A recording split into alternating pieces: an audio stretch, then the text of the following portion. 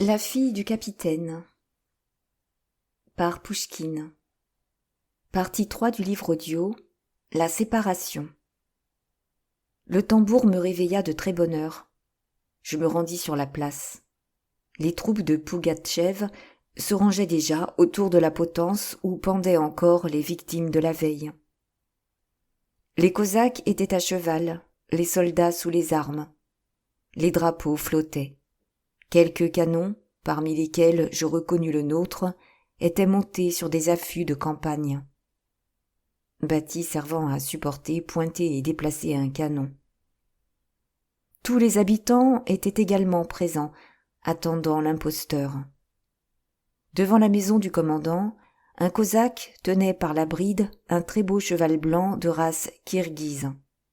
Je cherchais des yeux le corps de la commandante.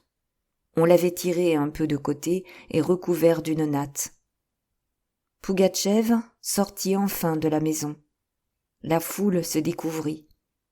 Pougatchev s'arrêta sur le perron et salua à la ronde. Un des chefs lui présenta un sac rempli de piécettes qu'il se mit à jeter par poignées. La foule, en criant, se précipita pour les ramasser, et cela ne se fit pas sans violence. Pougatchev était entouré de ses principaux complices. Parmi eux se trouvait Jvabrine. Nos regards se croisèrent. Il put lire du mépris dans le mien. Il se détourna avec une expression de haine véritable et d'ironie affectée. Pougatchev, m'apercevant dans la foule, m'appela d'un signe de tête. « Écoute, me dit-il, pars à l'instant pour Orenbourg. Va dire de ma part au gouverneur et à tous les généraux que je serai chez eux dans une semaine. Conseille-leur de m'accueillir comme des enfants soumis et aimants, sinon ils n'échapperont pas à un terrible châtiment. Bon voyage, votre seigneurie. » Puis il se tourna vers la foule et dit, en montrant Jvabrine, « Mes enfants, voici votre nouveau commandant. Obéissez-lui en tout. Quant à lui, il me répond de vous et de la forteresse. » J'entendis ces paroles avec terreur. Jvabrine, devenant chef de la place forte, Maria Ivanovna restait en son pouvoir. Dieu, qu'allait-il lui arriver? Pougatchev descendit du perron. On lui amena son cheval. Il sauta lestement en selle sans attendre les Cosaques qui voulaient l'aider. C'est alors que je vis mon Savélich sortir de la foule, s'approcher de Pougatchev et lui remettre une feuille de papier. Je ne pouvais imaginer de quoi il s'agissait. « Qu'est-ce » demanda Pougatchev d'un ton hautain. « Lis, comme ça tu verras » répondit Savélich. Pougatchev prit le papier et l'examina longuement d'un air entendu. « Pourquoi écris-tu aussi bizarrement » dit-il enfin. « Nos augustes yeux n'y peuvent rien déchiffrer. Où est mon premier secrétaire ?» Un jeune gars en uniforme de caporal se précipita vers Pougatchev. « Lis à haute voix » dit l'imposteur en lui remettant le papier. Le premier secrétaire, d'une voix claire, se mit à énumérer. « 2 robes de chambre, l'une de percale, l'autre de soie rayée, 6 roubles. »« Qu'est-ce que ça signifie » dit Pougatchev, fronçant les sourcils. « Ordonne-lui de continuer à lire » répondit tranquillement Savélich. Le premier secrétaire poursuivit. « Un uniforme vert, de drap fin, 7 roubles. Un pantalon de drap blanc, 5 roubles. Une douzaine de chemises en toile de Hollande avec des manchettes, 10 roubles. Une cantine avec service à thé, 2 roubles et demi. »« Qu'est-ce que c'est que cette histoire ?» interrompit Pougatchev. « Qu'ai-je à voir avec ces cantines et ces pantalons à manchettes ?» Savélich tout sauta et commença ses explications. « Comme tu peux le voir, petit père, c'est l'inventaire des biens de mon maître, volés par ces bandits. »« Quels bandits ?» demanda Pougatchev, menaçant. « Pardon, la langue m'a fourché, » répondit Savélich. « Pour des bandits, ce ne sont pas des bandits, mais tes soldats ont tout fouillé et tout emporté. Ne te fâche pas. Il n'est si bon cheval qui ne bronche. Ordonne-lui de lire jusqu'au bout. »« Achève, » dit Pougatchev. Le secrétaire continua. Une couverture de coton, une autre de taffetas molletonné, 4 roubles. Une pelisse de renard doublée de ratines rouges, 40 roubles. De même, une petite touloupe de lièvre offerte en cadeau à ta grâce, à l'auberge, 15 roubles. « Et quoi encore ?» s'écria Pougatchev, dont les yeux lançaient des éclairs. J'avoue que je fus saisie de frayeur pour mon pauvre Diatka. Il allait s'embarquer dans de nouvelles explications quand Pougatchev l'interrompit. « Comment as-tu osé venir m'ennuyer avec de pareilles stupidités ?» cria-t-il. Il arracha le papier des mains de son secrétaire et le jeta au visage de Savélich. « Vieillard imbécile ! On les a dépouillés, quel grand malheur !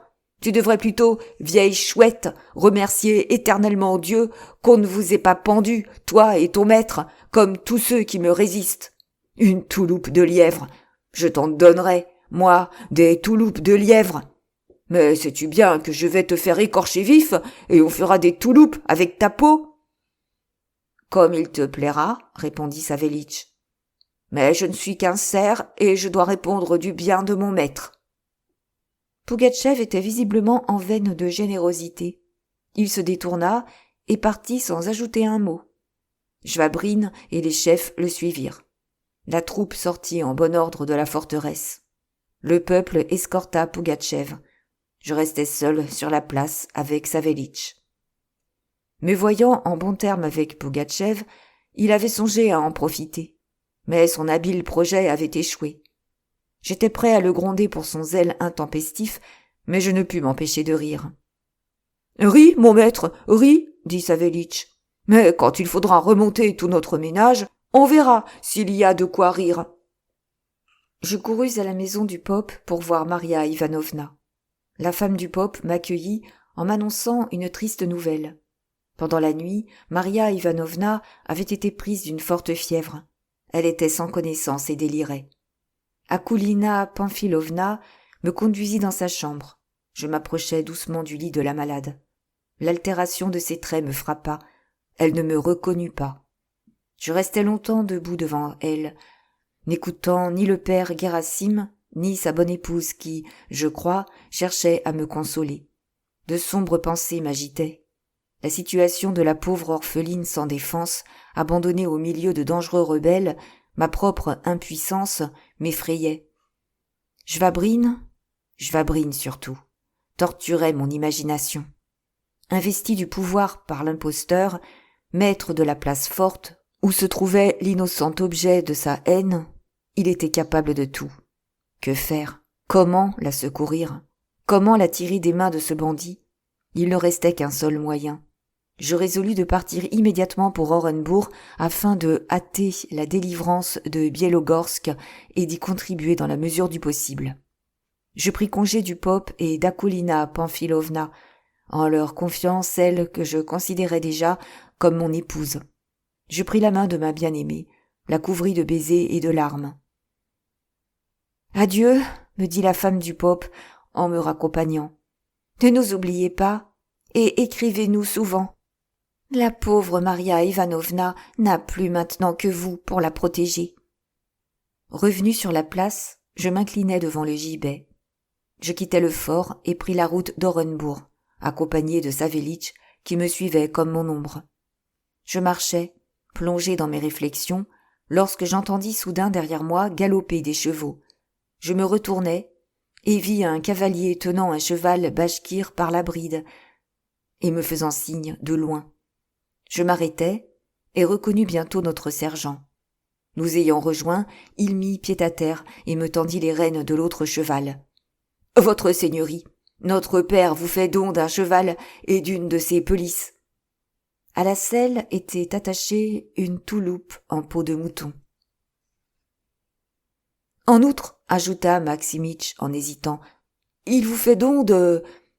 un demi-rouble. Mais je l'ai perdu en route. Ayez la charité de me pardonner. » Savélich le regarda de travers et grommela. « Je l'ai perdu en route. Mais qu'est-ce qui teinte sous ta blouse, malhonnête ?» « Qui teinte sous ma blouse ?» répliqua le sergent sans la moindre gêne. « Dieu te vienne en aide, mon pauvre vieux. C'est le mort qui sonne, pas le demi-rouble. C'est bon, dis-je, pour couper court à la discussion. Remercie de ma part celui qui t'envoie. Quant au demi-rouble perdu, tâche de le retrouver sur le chemin du retour et garde-le pour boire à ma santé. Grand merci, votre seigneurie, répondit-il en faisant demi-tour. Je prierai éternellement Dieu pour vous. J'endossai la touloupe et me mis en selle, prenant Savélich en croupe. Tu vois, maître, dit le vieillard, que j'ai bien fait de remettre ma supplique à ce bandit. Le voleur a eu des remords. Bien que cette carne bachkire toute maigre et cette touloupe ne vaillent pas la moitié de ce que ces bandits nous ont volé, ou de ce que tu as donné, ça nous sera utile. Même d'un chien galeux, on peut tirer une peau. Chapitre 10. Le siège de la ville. En approchant d'Orenbourg, nous aperçûmes un groupe de forçats, la tête rasée, défigurés par les tenailles du bourreau. Ils travaillaient au pied des remparts, sous la surveillance des invalides de la garnison. Les uns emportaient sur des charrettes les ordures qui comblaient le fossé. D'autres creusaient le sol à la pelle. Des maçons mettaient des briques sur le rempart et réparaient la muraille. Les sentinelles nous arrêtèrent à la porte et exigèrent nos passeports.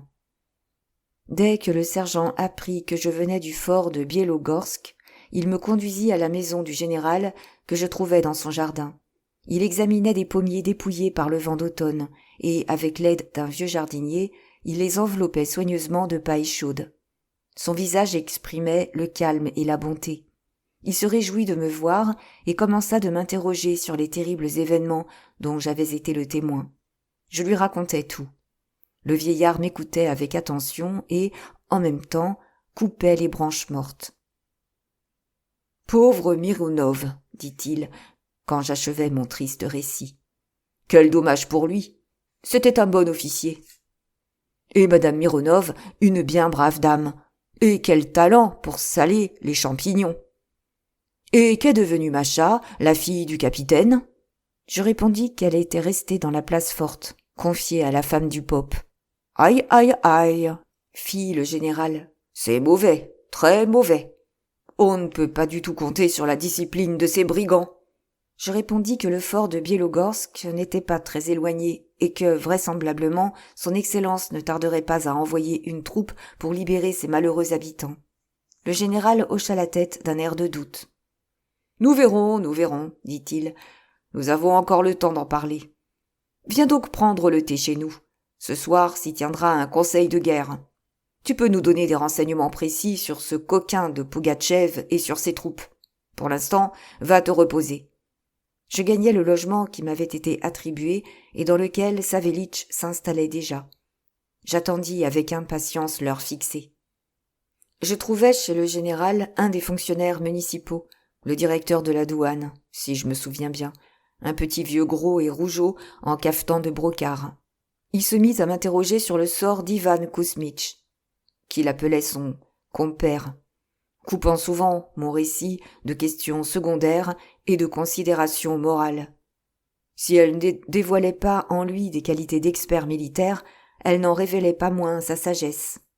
Pendant ce temps, arrivaient les autres invités. Quand tous furent assis et qu'à tous une tasse de thé fut servie, le général exposa d'une façon claire et détaillée comment se présentait la situation. « Maintenant, messieurs, poursuivit-il, il faut décider de quelle manière nous lutterons contre les rebelles. Par l'offensive ou par la défensive? Chacune des deux stratégies a ses avantages et ses inconvénients. L'offensive permet de détruire rapidement l'ennemi. La défensive est plus sûre et moins dangereuse.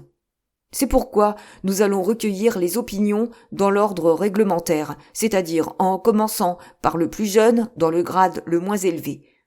Monsieur l'aspirant, continua-t-il en s'adressant à moi, veuillez nous exposer votre pensée.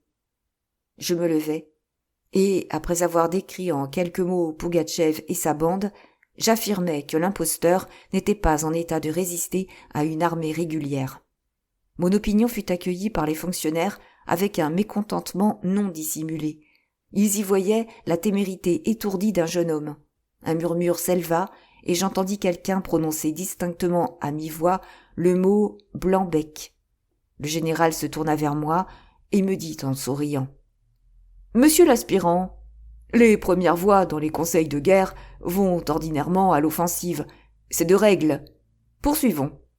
Monsieur le conseiller de collège, donnez-nous votre opinion. » Le petit vieux en cafetan de brocart se hâta de vider sa 3e tasse de thé, généreusement arrosée de rhum, et répondit au général.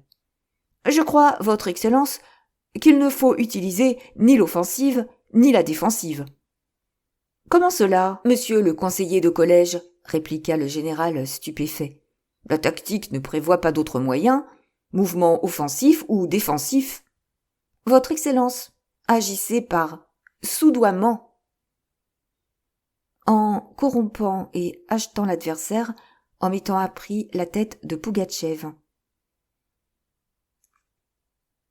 « Votre avis est plein de bon sens. Les actions par soudoiement sont reconnues comme tactique, et nous profiterons de votre conseil. On pourra mettre à prix la tête du coquin pour 70 roubles, ou même 100, prélevés sur les fonds secrets. »« Et alors, interrompit le directeur des douanes, que moi, conseiller de collège, je sois changé en bélier kirghize si ces voleurs ne nous livrent pas leur hetman pieds et poings liés. »« Nous pourrons y réfléchir encore et en reparler, dit le général. De toute façon, il convient de prendre des mesures militaires. Messieurs, exprimez-vous dans l'ordre réglementaire. » Tous les avis furent contraires aux miens. Les fonctionnaires parlèrent de leur manque de confiance dans l'armée, de l'incertitude du succès, de la prudence, et ainsi de suite. Ils alléguaient que le simple bon sens conseillait de rester sous la protection des canons derrière une solide muraille de pierre, plutôt que de partir à l'aventure en rase campagne. Après avoir écouté tous les avis, le général secoua la cendre de sa pipe et prononça le discours suivant. « Messieurs, je dois vous déclarer que, pour ma part, je partage entièrement l'opinion de notre jeune aspirant, car elle se fonde sur les préceptes de la scène tactique qui, presque toujours, préfère l'action offensive à l'action défensive. » Il s'arrêta un instant et bourra sa pipe. Je triomphais dans mon amour-propre. Je regardais avec fierté les fonctionnaires qui chuchotaient entre eux d'un air inquiet et mécontent. « Pourtant, messieurs, continua-t-il en lâchant avec un soupir un épais nuage de fumée, je n'ose pas prendre sur moi une si grande responsabilité quand il s'agit de la sécurité des provinces que m'a confiée Sa Majesté l'impératrice, ma très gracieuse souveraine. C'est pourquoi je me rallie à la majorité des voix, laquelle a décidé qu'il était plus raisonnable et moins dangereux d'attendre le siège à l'intérieur de la ville, de repousser les attaques de l'ennemi par la force de l'artillerie et, si nous en voyons la possibilité, par des sorties. » Ce fut au tour des fonctionnaires de me regarder avec ironie. Le conseil se sépara. Je ne pouvais que déplorer la faiblesse de cet honorable soldat qui, en dépit de sa propre conviction, s'était rangé à l'avis de gens incompétents et sans expérience. Quelques jours après ce fameux conseil de guerre, on apprit que Pougatchev, fidèle à sa parole, approchait d'Orenbourg. J'observais l'armée des rebelles du haut des remparts de la ville. Il me sembla que leur nombre avait décuplé depuis le dernier assaut dont j'avais été témoin.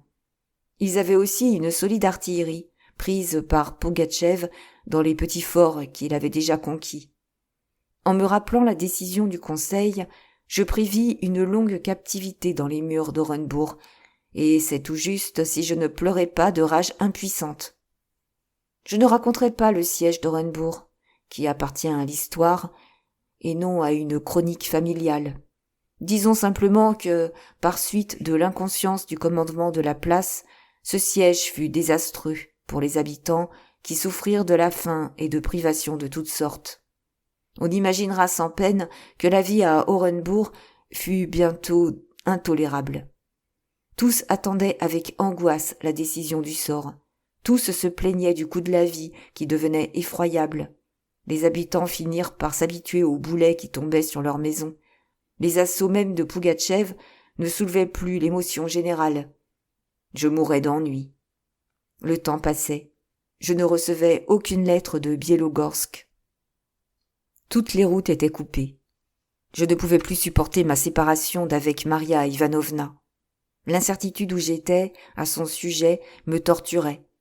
Ma seule activité consistait à participer aux sorties. Grâce à Pougatchev, je possédais un bon cheval avec lequel je partageais ma maigre pitance et sortais chaque jour hors des remparts pour échanger des coups de feu avec les éclaireurs de Pougatchev. Dans ces escarmouches, l'avantage restait presque toujours aux rebelles, bien nourris et bien montés. La cavalerie d'Orenbourg, épuisée, ne pouvait avoir le dessus. Quelquefois, notre infanterie affamée tentait aussi une sortie, mais l'épaisseur de la neige l'empêchait d'agir efficacement contre les cavaliers dispersés. L'artillerie tonnait vainement du haut des remparts, et dans la campagne, elle s'enlisait et ne pouvait avancer à cause de l'épuisement des bêtes. Un jour que nous avions réussi à disperser et à repousser une troupe assez nombreuse, je me lançai sur un cosaque resté en arrière de ses camarades. J'étais déjà prêt à le frapper de mon sabre turc, quand il ôta son bonnet et s'écria « Bonjour, Pierre Andréitch, comment allez-vous » Je levai les yeux et reconnus notre sergent. Je ne saurais dire ma joie de le revoir. « Bonjour, Maximitch, lui dis-je. Il y a longtemps que tu as quitté Bielogorsk ?»« Pas longtemps, Pierre Andréitch. Je ne suis revenu qu'hier. J'ai une lettre pour vous. »« Où est-elle » m'écriai-je. « Je l'ai sur moi, » répondit Maximitch en glissant sa main sous sa blouse. « J'ai promis à Palachka de trouver un moyen de vous la remettre. » Il me donna alors un papier plié et partit aussitôt au galop. Je dépliai la lettre et lus en tremblant les lignes suivantes. « Il a plu à Dieu de me priver le même jour de mon père et de ma mère. Je n'ai plus sur terre ni parents, ni protecteurs. Je fais appel à vous, sachant que vous m'avez toujours protégé et que vous êtes prêt à aider votre prochain. Je prie Dieu que cette lettre vous parvienne. Maximitch m'a promis de vous la remettre. Palachka a aussi entendu Maximitch dire qu'il vous voit souvent de loin dans les sorties et que vous ne prenez aucune précaution sans penser à ceux qui prient Dieu pour vous en pleurant. J'ai été longtemps malade, et quand j'ai été guéri, Alexis Ivanitch, qui commande ici à la place de mon pauvre père, a forcé le père Guessarim à me livrer à lui en le menaçant de Pougatchev. Je vis dans notre maison, gardé à vue. Alexis Ivanitch veut me forcer à l'épouser. Il dit m'avoir sauvé la vie en ne dénonçant pas le mensonge d'Akoulina Pamfilovna, qui avait déclaré aux brigands que j'étais sa nièce. Mais il me serait plus facile de mourir que de devenir la femme d'un homme tel que Jvabrine. Il me traite avec beaucoup de cruauté et menace, si je n'accepte pas sa proposition, de me conduire au camp du bandit où j'aurai, dit-il, le sort d'Elisabeth Karlova, fille du commandant de la forteresse Nijnie Oziornaya, enlevée et tuée par Pougatchev. J'ai prié Alexis Ivanitch de me donner le temps de réfléchir. Il m'a accordé 3 jours. Mais si, passé ce délai, je ne l'épouse pas, je n'aurai plus de grâce à espérer. Mon cher Pierre Andréitch, vous êtes mon seul protecteur. Prenez la défense d'une malheureuse. Suppliez le général et tous les commandants de nous envoyer du secours le plus vite possible, et venez vous-même si vous le pouvez. La pauvre orpheline demeure votre humble servante. Maria Mironova. Je manquais de devenir fou à la lecture de cette lettre. Je m'élançai vers la ville, éperonnant sans pitié mon cheval. En cours de route, je cherchais un moyen ou un autre pour sauver ma bien-aimée, mais je ne pouvais me décider pour aucun. Rentré en ville, j'allai chez le général et pénétrai droit dans sa chambre. Le général se promenait, de long en large, en fumant sa pipe d'écume. Il s'arrêta en me voyant.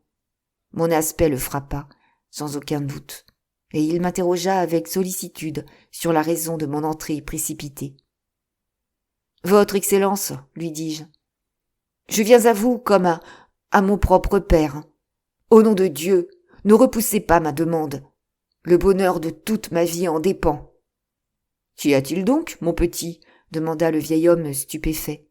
Que puis-je faire pour toi? Parle. Votre Excellence, donnez-moi l'ordre de prendre une compagnie de soldats et un peloton de cosaques, et d'aller nettoyer la place forte de Bielogorsk. Le général me regarda fixement, croyant sans doute que j'avais perdu la raison. En quoi il ne se trompait pas beaucoup. Comment? Nettoyer la place forte de Bielogorsk? Dit-il enfin. Je vous garantis le succès, répondis-je avec ardeur. Laissez-moi seulement partir. Non, jeune homme, dit-il en hochant la tête. À une telle distance, il sera facile à l'ennemi de vous couper de toute communication avec le principal point stratégique et de remporter sur vous une victoire décisive. Quand les communications sont interceptées, j'eus peur de le voir se perdre en considérations militaires et je me hâtai de l'interrompre. La fille du capitaine Mironov, lui dis-je, m'a écrit une lettre. Elle demande du secours. Jvabrine veut la forcer à l'épouser. Pas possible. Oh, ce Jvabrine est bien le pire coquin. S'il me tombe entre les mains, je le fais juger dans les 24 heures et nous le fusillerons sur le talus des remparts. Mais en attendant, il faut prendre patience. Prendre patience, m'écriai-je, hors de moi. Et pendant ce temps-là, il épousera Maria Ivanovna. Oh, répliqua le général, ce ne serait pas un malheur. Il peut, actuellement, la protéger. Quand nous l'aurons fusillée, alors, avec l'aide de Dieu, les prétendants ne manqueront pas. Les femmes veuves ne restent pas longtemps seules. Je veux dire qu'une jolie veuve trouve plus facilement un mari qu'une jeune fille. J'aimerais mieux mourir, dis-je en fureur, que de laisser commettre un tel acte. Voilà, dit le vieillard. Je comprends à présent. Tu es probablement amoureux de Maria Ivanovna. Oh, mais ça change tout, mon pauvre petit. Pourtant, je ne peux pas te donner une compagnie de soldats et un peloton de cosaques. Cette expédition serait une folie, et je ne peux en prendre la responsabilité. Je baissai la tête, le désespoir m'envahit. Tout à coup, une idée me traversa l'esprit. Chapitre 11. Le camp des rebelles. En quittant le général, je retournai rapidement chez moi. Savélich m'accueillit de ses reproches habituels. « Et ça te plaît, seigneur, d'aller te battre avec ces ivrognes de bandits? Est-ce le rôle d'un gentilhomme? La chance peut tourner. Si encore tu faisais la guerre aux Turcs ou aux Suédois, mais à cela, j'ai honte rien que d'en parler. » J'interrompis son discours. Combien d'argent me restait-il? Bien assez pour vivre, répondit-il avec un air satisfait. Les voleurs ont eu beau fouiller partout, j'ai pourtant réussi à leur en escamoter un peu. En disant cela, il tira de sa poche une longue bourse tricotée pleine de pièces d'argent. Dans ce cas, Savélich, lui dis-je, donne-moi la moitié et garde le reste pour toi. Je vais à Bielogorsk. Mon beau maître Pierre Andréitch, dit mon brave Diatka d'une voix tremblante. Ne crains-tu pas Dieu? Comment peux-tu prendre la route en ce moment, quand les brigands ont coupé tous les chemins? Aie du moins pitié de tes parents, si tu n'as pas pitié de toi-même. Où veux-tu aller? Pourquoi? Attends un peu. L'armée va arriver et balayera ces voleurs. Et alors, tu iras aux 4 vents si ça te plaît. Mais ma résolution était bien prise. Trop tard pour discuter, dis-je au vieillard. Je dois partir. Je ne peux pas ne pas partir. Ne pleure pas, Savélich. Dieu est bon, nous nous reverrons peut-être. Mais surtout, n'aie pas de honte et ne lésine pas. Achète tout ce qu'il te faut, même à 3 fois sa valeur. Je te fais cadeau de cet argent. Si, dans 3 jours, je ne suis pas revenu. Que dis-tu, maître? Interrompit Savélich. Que moi, je te laisse partir seul? N'y compte pas. Si ta décision est prise, je vais avec toi, à pied s'il le faut, mais je ne te quitte pas. Que je reste sans toi, caché derrière des remparts de pierre? Est-ce que tu crois que j'ai perdu l'esprit? Fais ce que tu veux, maître, mais moi, je ne te quitte pas. Je savais qu'il était inutile de discuter avec Savélich, et je lui permis de se préparer à partir. Une demi-heure plus tard, j'enfourchai mon cheval et Savélich un canasson maigre et boiteux qu'un habitant de la ville lui avait donné, n'ayant plus de quoi le nourrir. Aux portes de la ville, les sentinelles nous laissèrent passer, et nous sortîmes d'Orenbourg. La nuit tombait. Ma route passait devant le bourg de Berda, repère de Pougatchev. Le droit chemin disparaissait sous la neige, mais dans toute la steppe, les chevaux traçaient des pistes nouvelles. J'allais bon train. Savélich peinait à me suivre et me criait à tout instant. « Moins vite, maître! Pour l'amour de Dieu, moins vite! Ma maudite rosse ne peut pas rattraper ton diable aux longues pattes. Pourquoi cette hâte? Si encore on allait à la fête. Mais pour se mettre la tête sur le billot... » Bientôt brillèrent les feux de Berda. Nous suivions des ravins, défense naturelle de la bourgade. Savélich ne me lâchait pas et ne cessait de me supplier en geignant. J'espérais dépasser sans encombre le bourg ennemi, quand j'aperçus tout à coup dans l'obscurité 5 ou 6 moujiks armés de gourdins.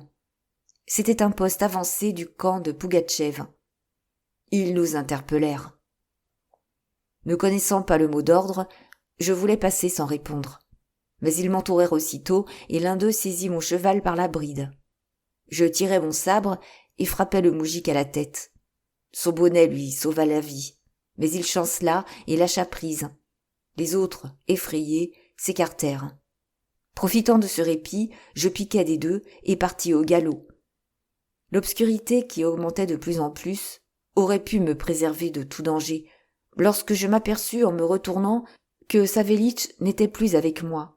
Le pauvre vieux, sur son cheval boiteux, n'avait pu échapper aux brigands. Que faire?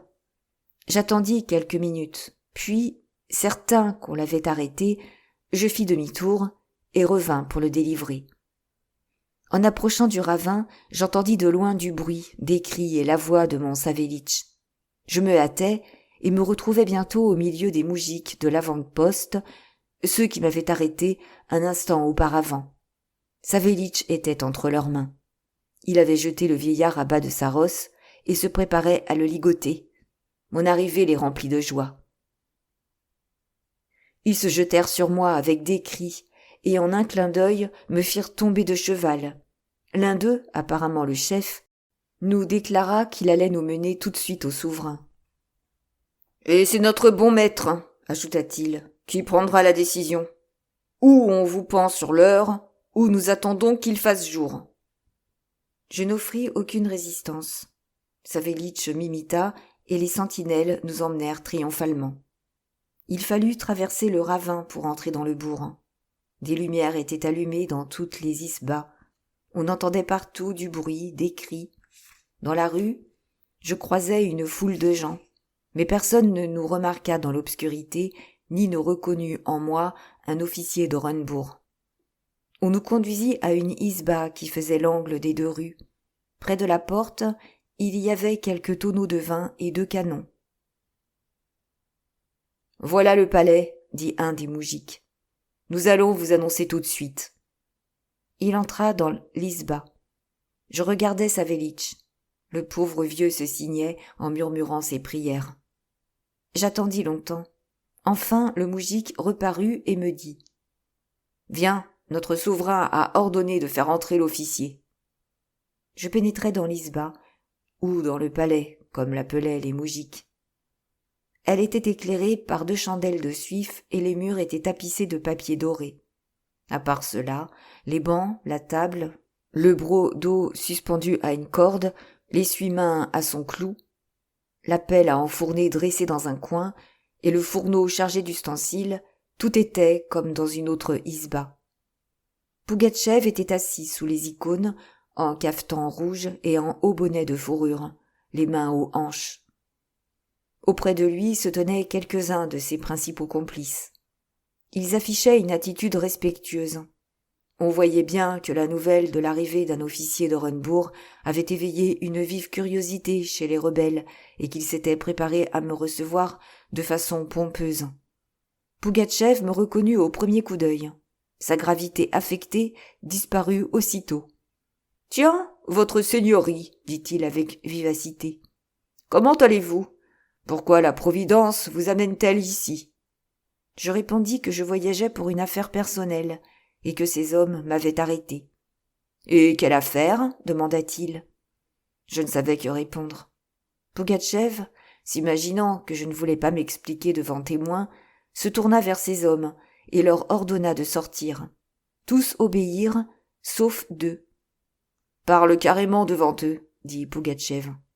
Je n'ai rien à leur cacher. » Je jetai un coup d'œil en biais aux 2 confidents de l'imposteur. L'un d'eux, un petit vieux débile et bossu, avec une barbiche blanche, n'avait rien de remarquable, sauf un large ruban bleu passé en sautoir sur sa blouse grise. Mais je n'oublierai jamais son camarade. De haute taille, de forte carrure, il me parut avoir environ 45 ans. Une épaisse barbe rousse, des yeux gris perçants, un nez sans narines, des marques de fer rouges sur le front et sur les joues, donnaient à son large visage grêlé une expression indéfinissable. Il portait une chemise rouge, une houppelande kirghize et de larges pantalons cosaques. Le premier, je l'appris plus tard, était le caporal déserteur Bielo-Borodov. L'autre, Athanase Sokolob, surnommé Klopoucha, un forçat évadé 3 fois des mines de Sibérie. En dépit de mes sentiments et de mon désarroi, cette société où j'étais jeté de façon si inattendue frappait vivement mon imagination. Mais Pougatchev me rappela à la réalité en répétant sa question. « Parle, pour quelle affaire es-tu donc sorti d'Orenbourg ?» Une idée étrange me vint à l'esprit. Il me sembla que la Providence, en m'amenant une seconde fois devant Pougatchev, m'offrait la chance de mettre mon projet à exécution. Je décidai de la saisir et, sans prendre le temps d'y réfléchir, je répondis à la question de Pougatchev. Je me rendais au fort de Bielogorsk pour délivrer une orpheline qu'on y maltraite. Les yeux de Pougatchev flamboyèrent. « Qui de mes gens ose offenser une orpheline ?» s'écria-t-il. « Quel qu'il soit, il n'échappera pas à ma justice. Dis-moi qui est le coupable. »« C'est Jvabrine, répondis-je. Il séquestre la jeune fille que tu as vue, malade, chez la femme du pope, et il veut l'épouser de force. »« Je donnerai une leçon à ce Jvabrine, s'écria Pougatchev d'un ton menaçant. Il saura ce que ça coûte de faire ses 4 volontés chez moi et d'opprimer le peuple. Je le pendrai. »« Permets-moi de dire un mot, » dit Klopoucha d'une voix enrouée. « Tu t'es trop hâté de nommer Jvabrine commandant de la place, et maintenant tu te hâtes trop de le pendre. Tu as déjà humilié les Cosaques en mettant un noble à leur tête. Ne va pas effrayer les nobles en exécutant un des leurs sur simple dénonciation. »« Ni pitié ni faveur pour ces gens-là, » dit le petit vieux au cordon bleu. « Ce ne serait pas un mal d'exécuter ce Jvabrine, mais il ne serait pas mauvais non plus d'interroger monsieur l'officier. Pourquoi nous honore-t-il de sa visite ? S'il ne te reconnaît pas pour souverain, il ne peut pas réclamer ta justice. Et s'il te reconnaît, pourquoi est-il resté jusqu'à aujourd'hui à Orenbourg parmi tes ennemis ? Si tu ordonnais qu'on le conduise au tribunal et qu'on allume un bon petit feu. À mon idée, sa grâce nous est envoyée par le commandement d'Orenbourg. » La logique du vieux scélérat me parut assez convaincante. Un frisson me parcourut tout entier à la pensée des mains dans lesquelles j'étais tombé. Pougatchev remarqua mon trouble. « Ah ah, votre seigneurie, dit-il en clignant de l'œil. Il semble que mon chef d'état-major ait bien parlé. Qu'en penses-tu » L'ironie de Pougatchev me rendit mon sang-froid. Je lui répondis calmement que j'étais en son pouvoir et qu'il avait donc la faculté de faire de moi ce qu'il voulait. « Bon, » fit Pougatchev, « raconte maintenant dans quelle situation se trouve la ville. »« Dieu merci, » répondis-je, « tout est pour le mieux. »« Pour le mieux ?» répéta Pougatchev. « Le peuple meurt de faim. » L'imposteur disait la vérité, mais obéissant à mon devoir, je me mis à lui jurer que c'était un faux bruit et qu'il y avait à Orenbourg suffisamment de réserve. « Tu vois bien, » s'écria le petit vieux, « qu'il te ment comme un effronté. Tous les déserteurs sont d'accord pour dire que la faim et la mort règnent à Orenbourg, qu'on y mange de la charogne, et encore dans les grandes occasions. Et sa grâce prétend que tout y est en abondance. Si tu veux pendre Jvabrine, Prends donc ce jeune homme au même gibet. Comme ça, il n'y aura pas de jaloux. » Les paroles du maudit vieux semblaient avoir ébranlé Pougatchev. Par bonheur, Klopoucha se mit à le contredire. « Ça suffit, Naomitch, dit-il. Tu veux tout étrangler ou égorger. Tu parles d'un héros. C'est à se demander comment l'âme te tient au corps. Tu as toi-même un pied dans la tombe et tu veux y pousser les autres. Tu n'as pas assez de sang sur la conscience. Et toi, tu parles d'un saint homme, riposta Bielo-Borodov. D'où te vient cette pitié? C'est certain, répondit Klopoucha. Je suis un pêcheur et cette main, il serra son poing osseux, retroussa sa manche et découvrit un bras velu. Cette main est coupable d'avoir versé du sang chrétien, mais j'ai tué des ennemis, pas des hôtes. Sur les grands chemins, dans la forêt sombre, mais pas à la maison, assis près du poêle. D'un coup de gourdin ou de hache, mais pas avec des ragots de bonne femme. Le vieux se détourna et grommela. Toi et tes narines arrachées. Qu'est-ce que tu viens de murmurer, vieille chouette? Reprit Klopoucha. Je t'en ficherai, moi, des narines arrachées. Attends un peu, ton tour viendra. Si Dieu le veut, toi aussi, tu renifleras les tenailles. Mais d'ici là, prends bien garde que je ne t'arrache pas la barbichette. Messieurs les généraux, s'écria Pougatchev avec dignité, cessez vos querelles. Ce ne serait pas un malheur si tous les chiens pelés d'Orenbourg frétillaient des pieds sous la même traverse. C'en serait un, si nos bons chiens se dévoraient entre eux. Allons, faites la paix. Klopoucha et Bielo-Borodov ne dirent plus un mot et échangèrent des regards furieux.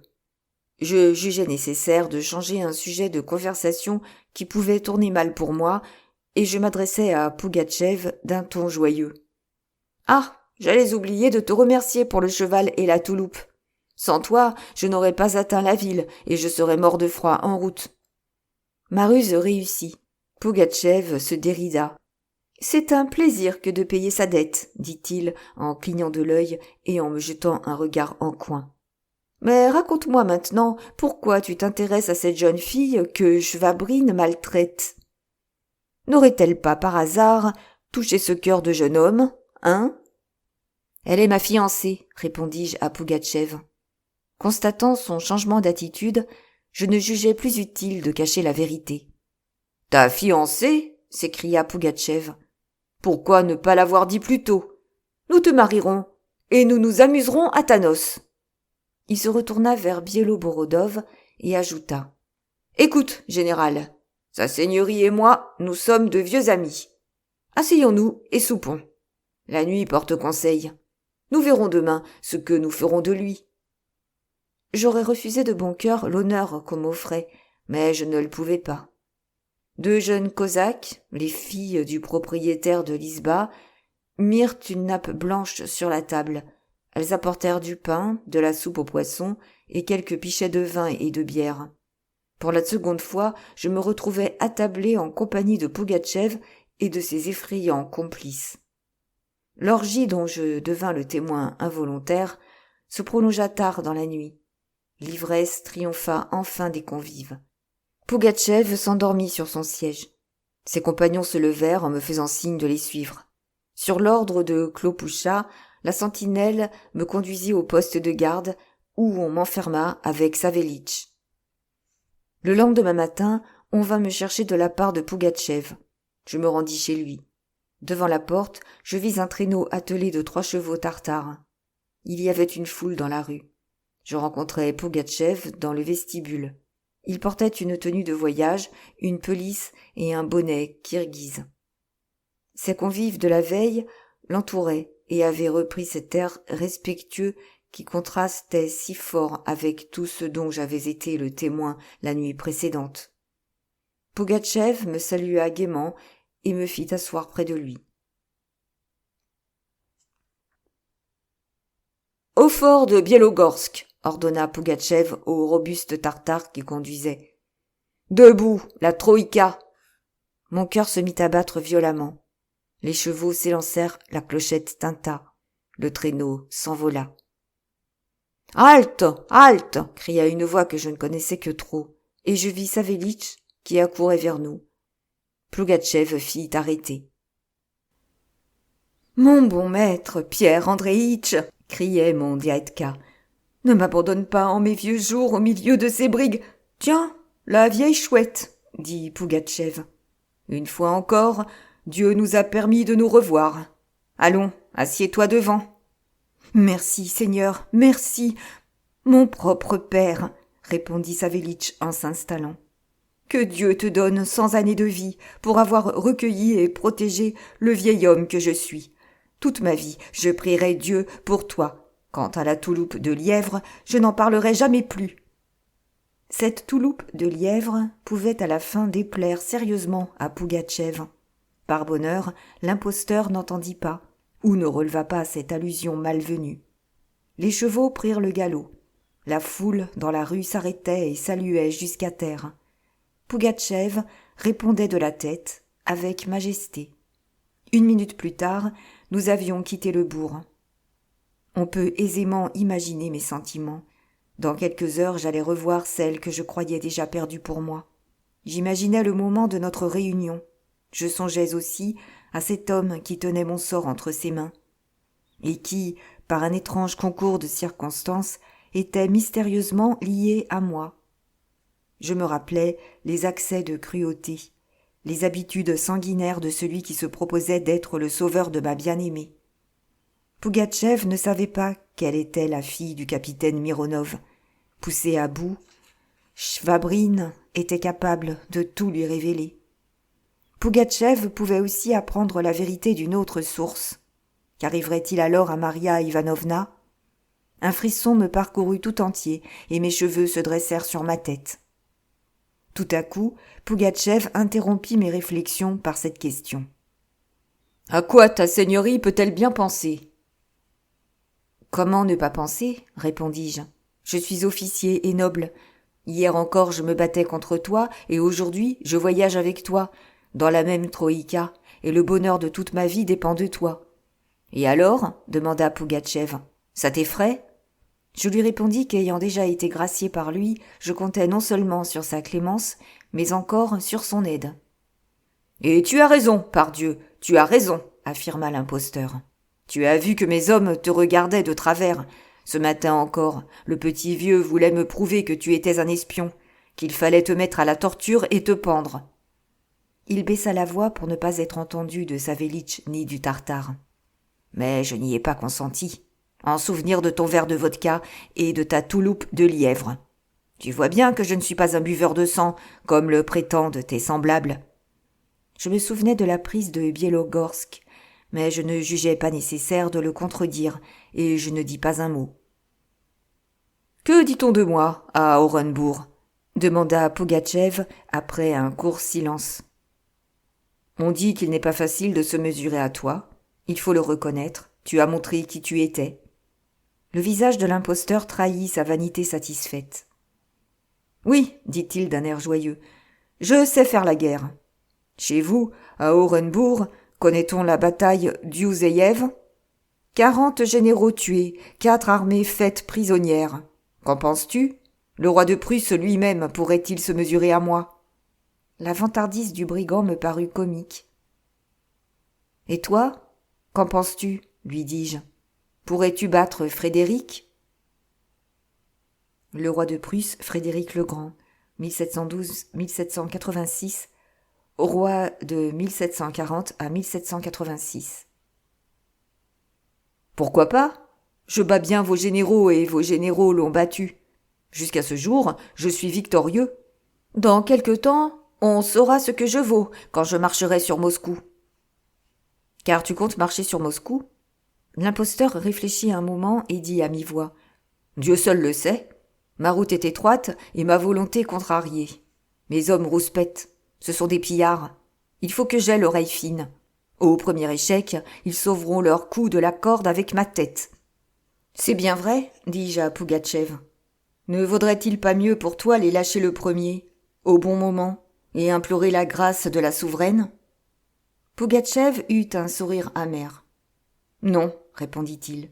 Il est trop tard pour me repentir. Il n'y aura plus de pardon pour moi. Je dois continuer comme j'ai commencé. Qui sait? Je peux réussir. Grishka Otrépiev a régné en tsar à Moscou. Mais sais-tu comment il a fini? On l'a jeté par la fenêtre, taillé en pièces, brûlé, puis on a chargé un canon de ses cendres et on a tiré. Le Tartare se mit à fredonner une complainte. Savélich dormait, vacillant sur le siège. Le traîneau filait sur la route glacée.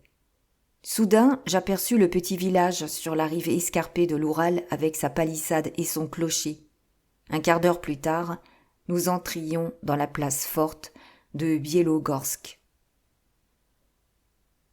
Chapitre 12. L'orpheline. Le traîneau s'arrêta devant la maison du commandant. Le peuple avait reconnu la clochette de l'attelage de Pougatchev et accourait derrière nous. Jvabrine accueillit l'imposteur sur le perron. Il était habillé en cosaque et avait laissé pousser sa barbe. Le traître aida Pougatchev à descendre de voiture, en l'assurant avec bassesse de sa joie et de sa loyauté. Il se troubla à ma vue, mais se ressaisit vite et me tendit la main en disant « Ainsi, te voilà des nôtres. Il y a longtemps que tu aurais dû l'être. » Je lui tournai le dos sans répondre.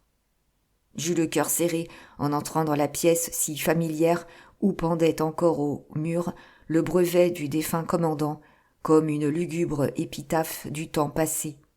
Pougatchev s'assit sur le même divan où, plus d'une fois, Ivan Kouzmitch s'était endormi en écoutant les reproches de sa femme. Jvabrine apporta lui-même de la vodka. Pougatchev en vida un verre et lui dit en me désignant « En faisant aussi à sa seigneurie. » Jvabrine s'approcha de moi avec son plateau. Je me détournai pour la seconde fois. Il sembla perdre contenance. Avec son intuition habituelle, il devinait sans doute que Pougatchev était mécontent de lui.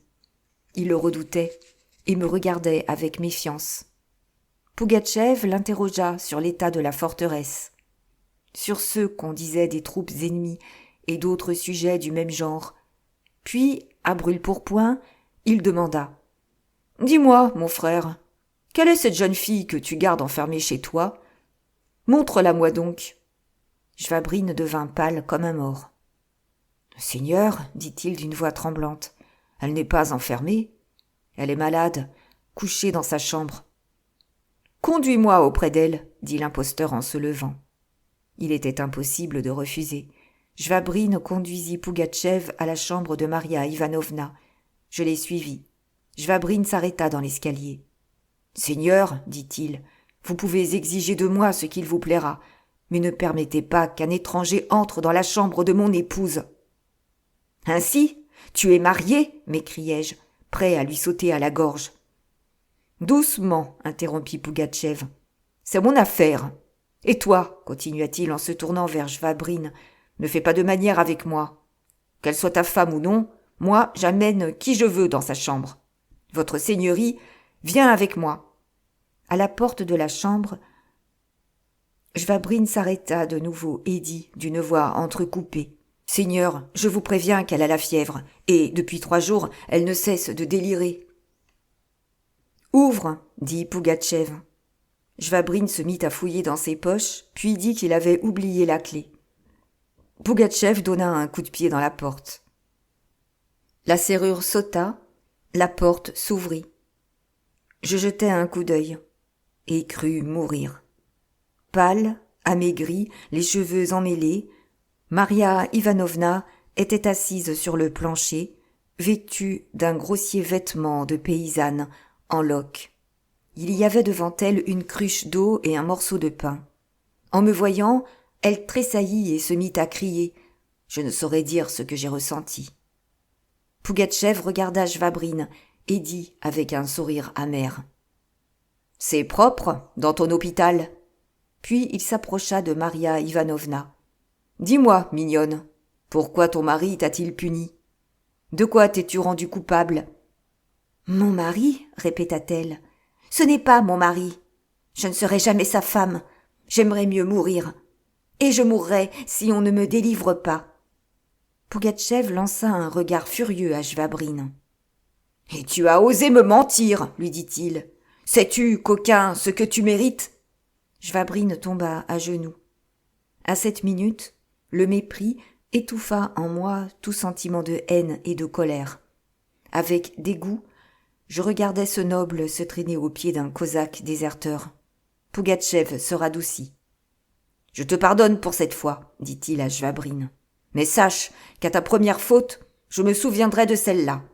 Puis il se tourna vers Maria Ivanovna et lui dit avec douceur. « Va, bel enfant, je t'accorde la liberté. Je suis ton souverain. » Maria Ivanovna lui jeta un regard rapide et devina qu'elle avait devant elle le meurtrier de ses parents. Elle se cacha le visage de ses deux mains et tomba évanouie. Je me précipitai vers elle. Mais à cet instant, ma vieille connaissance, Palachka, se glissa dans la chambre et entreprit de soigner sa maîtresse. Pougatchev sortit et nous descendîmes tous trois au salon. « Et alors, votre seigneurie ?» dit Pougatchev en riant. « Nous avons délivré la belle enfant. Qu'en penses-tu ? Ne faudrait-il pas envoyer chercher le pope pour le forcer à marier sa nièce ? Je te tiendrai lieu de père. Schwabrine sera ton garçon d'honneur. On fera la fête. On se saoulera toutes portes fermées. » Ce que je craignais arriva. Dès qu'il entendit la suggestion de Pougatchev, Schwabrine se mit en colère. « Seigneur !» s'écria-t-il, hors de lui. « Je suis coupable. Je vous ai menti. Mais Griniev aussi vous trompe.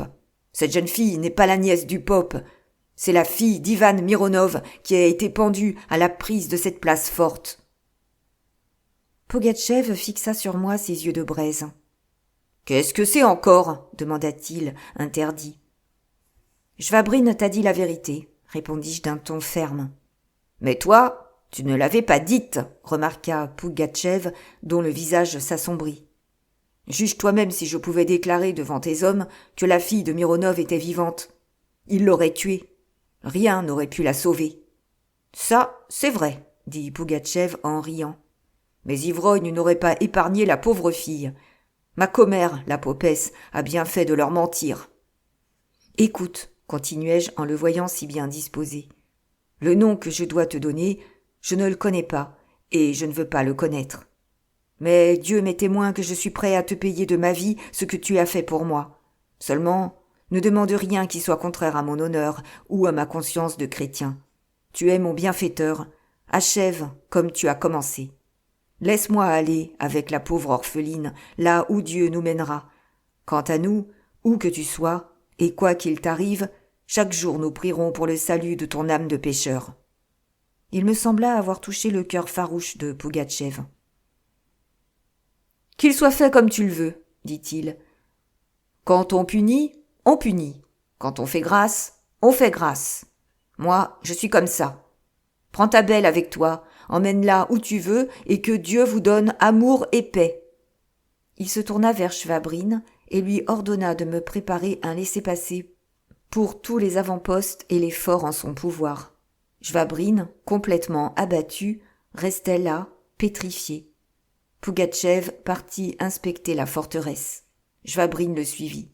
Moi, je restais sous prétexte de préparer le départ. Je courus à la porte.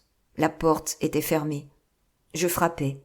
« Qui est là ?» demanda Palachka. Je me nommai. La tendre voix de Maria Ivanovna s'éleva derrière la porte.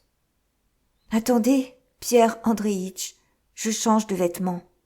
Allez chez Akoulina Pamfilovna, je vous y rejoins tout de suite. » J'obéis et me rendis chez le père Guérassim. Le pope et sa femme accoururent au-devant de moi. Savélich les avait déjà informés de tout. « Bonjour, Pierre Andréitch, » dit la femme du pope. « Dieu nous a donné de nous revoir. Comment allez-vous ? Nous parlions de vous chaque jour, et Maria Ivanovna, comme elle a souffert sans vous, la pauvre mignonne.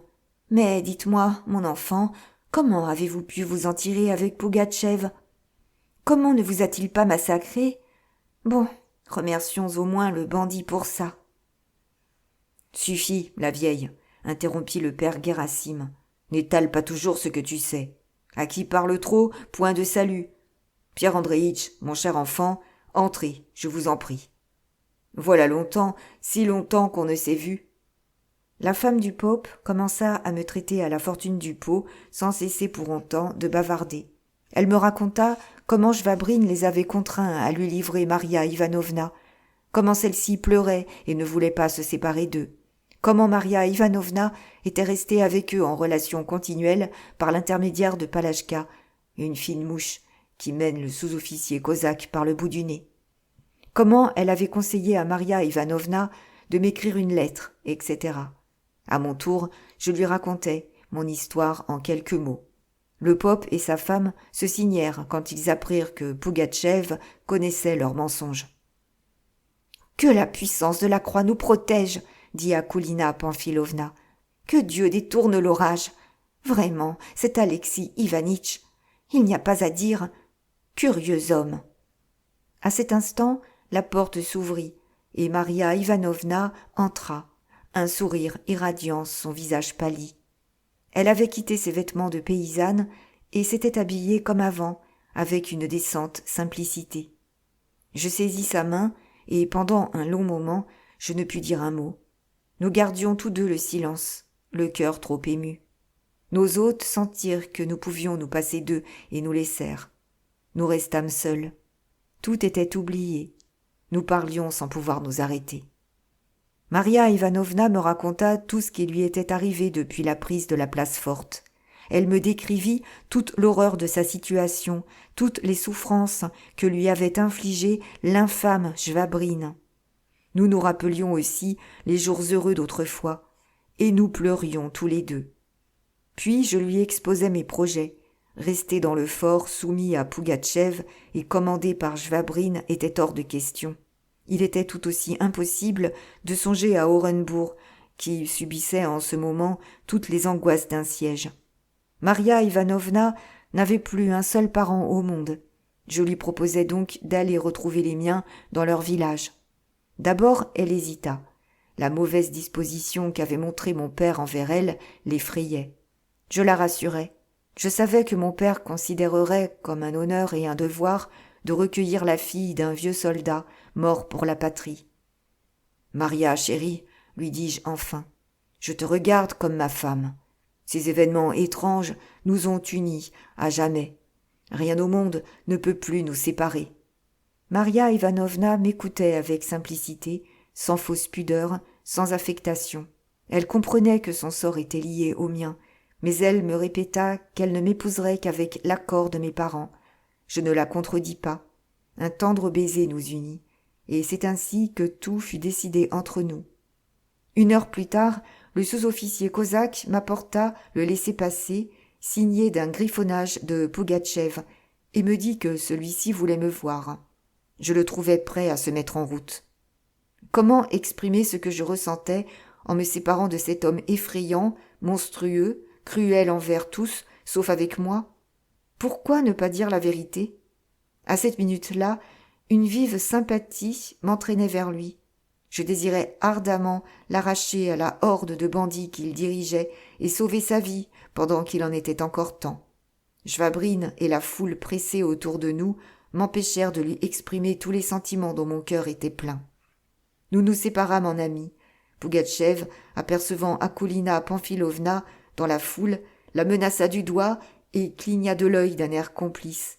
Puis il s'assit dans sa troïka et donna l'ordre de retourner à Berda. Lorsque les chevaux s'élancèrent, il se pencha au dehors et me cria « Adieu, votre seigneurie. Peut-être nous reverrons-nous un jour. » En effet, nous nous sommes revus. Mais dans quelles circonstances? Pougatchev était parti. Je regardais longtemps la steppe blanche sur laquelle filait sa troïka. La foule se dispersa. Jvabrine disparut. Je revins chez le pope où tout était prêt pour notre départ. Je ne voulus pas m'attarder davantage. On avait chargé nos affaires dans la vieille voiture du commandant. Les cochers attelèrent rapidement les chevaux. Maria Ivanovna alla dire un dernier adieu à ses parents, enterrés derrière l'église. Je voulais l'accompagner, mais elle me pria de la laisser seule. Elle revint quelques minutes plus tard, pleurant en silence. On avança la voiture. Le père Guérassim et sa femme sortirent sur le perron. Nous étions 3 à l'intérieur de la kibitka. Maria Ivanovna, Palachka et moi. Savélich se jucha sur le siège avant. « Adieu, Maria Ivanovna, ma petite colombe. Adieu, Pierre Andréitch, notre vaillant chevalier, disait la brave femme du pope. Bon voyage et que Dieu vous comble de bonheur. » Nous partîmes. À une petite fenêtre de la maison du commandant, je vis Shvabrine, debout, le visage crispé de haine. Je ne voulais pas triompher d'un ennemi abattu et je détournais les yeux. Enfin, les portes furent franchies. Nous quittions pour toujours la place forte de Biélogorsk. Merci pour votre écoute. À bientôt pour le prochain épisode. N'hésitez pas à vous abonner, à liker et mettre un commentaire.